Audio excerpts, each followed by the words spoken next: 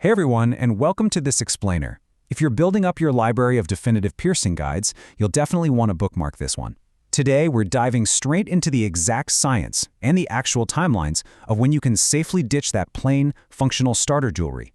I am honestly so excited to talk about this with you today because it's a topic that's practically universally misunderstood. We're going to look strictly at the biology of how your body heals and map out exactly what's happening right under your skin. All right, let's just jump right in. So how long until you can finally ditch that boring starter jewelry? It really is the ultimate question, isn't it? I mean, you've sat in the chair, you survived the needle, and you were sent home with, well, a very plain barbell or a basic captive bead hoop. It gets the job done, but honestly, it's usually pretty boring. It doesn't exactly scream you. So naturally, once that initial tenderness fades after a couple of weeks, the urge to swap it out for something decorative and personalized gets incredibly strong. We all want to accessorize, but hold up. Giving into that urge too soon is actually super risky. And here's the harsh reality staring right back at us. Changing your jewelry too early is literally the single biggest mistake people make with a brand new piercing. Hands down. It's the #1 cause of migration, prolonged healing, and a whole bunch of other nightmare issues we'll get into in a sec. When you let impatience win, you aren't just hitting pause on the healing process, you are actively hitting the reset button. You're setting your body's healing back by weeks, sometimes even months. To really grasp why your body freaks out over an early jewelry change, we kind of have to look under the surface. Section 1.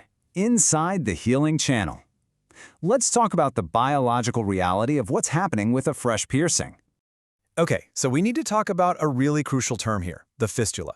When you get pierced, your body's immediate freak-out reaction is to heal the open wound. But obviously, there's a chunk of metal in the way now, so it can't just scab over and close up like a normal scrape.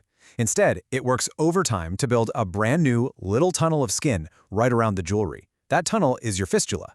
Early on, this channel is lined with incredibly fragile epithelial cells. You really have to think of your new piercing not as a finished look, but as a highly delicate, active construction zone.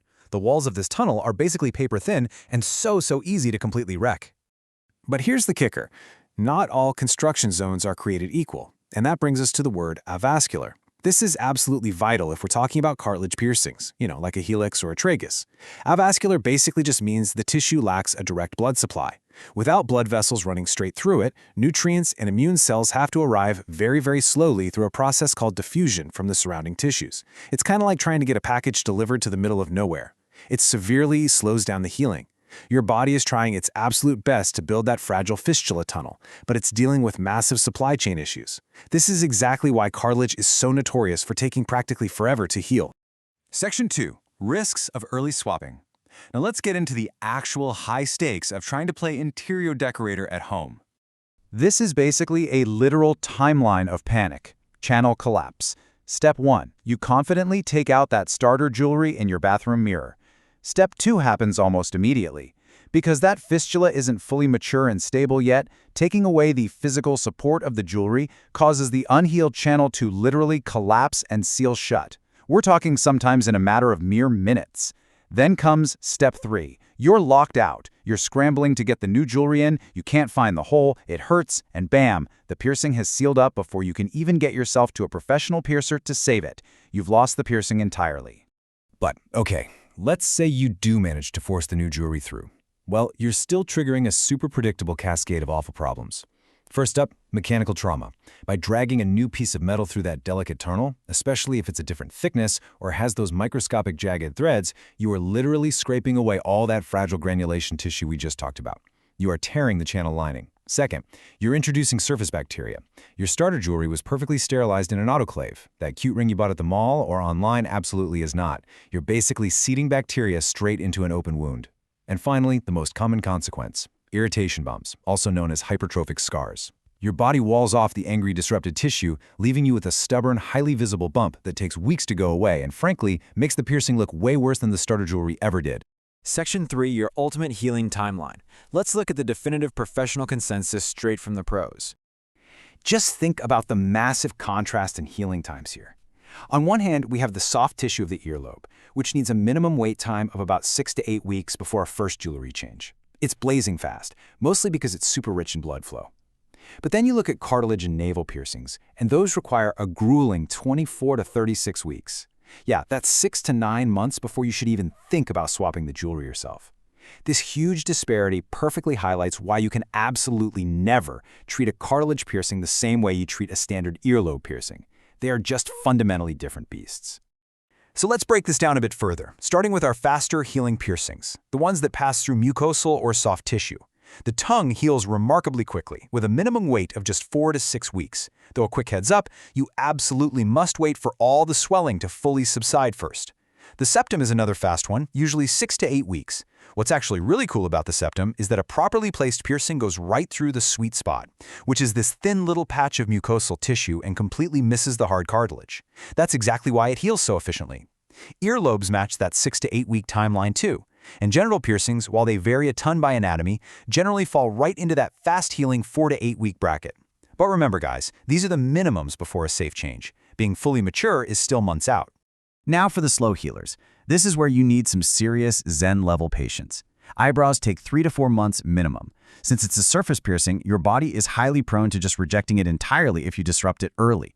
The helix and nostril take around 4 to 6 months, again because we're dealing with that avascular cartilage we talked about earlier. And finally, navels and nipples demand a massive 6 to 9 month wait. Why so long? Well, navels act a lot like surface piercings, plus they're subjected to constant bending, movement, and friction from your clothes. Nipples are made of dense tissue and are constantly affected by hormonal cycles. All these factors severely disrupt the day-to-day healing process, meaning you absolutely have to wait up to a full year for them to truly, fully mature. Section 4. The downsizing exception. All right, let's talk about the one and only loophole to all these strict rules.